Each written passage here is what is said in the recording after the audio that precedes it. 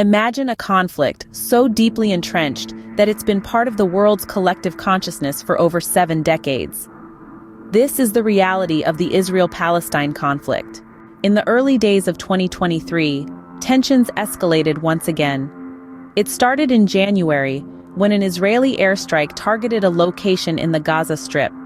The Israeli Defense Forces claimed it was a response to rockets fired from Gaza into Israeli territories. This incident was followed by a series of protests in the West Bank, which led to clashes between the Israeli security forces and Palestinian protesters. In February, a major escalation occurred when a bus bombing in Jerusalem led to several casualties. March brought a semblance of calm, but it was short-lived.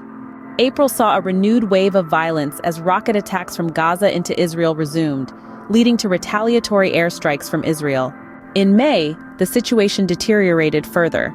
The eviction of Palestinian families in Sheikh Jarrah, a neighborhood in East Jerusalem, sparked global outrage.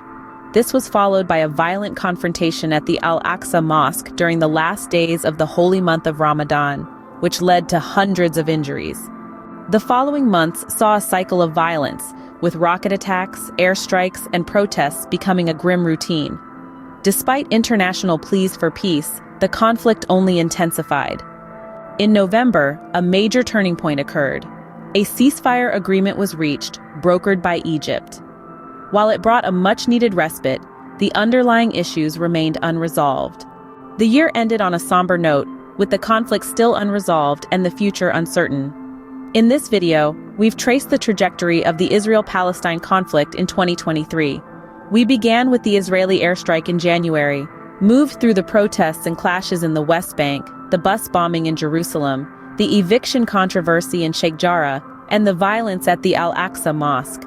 We also discussed the cycle of rocket attacks and airstrikes, the ceasefire agreement in November, and the unresolved state of the conflict by the end of the year.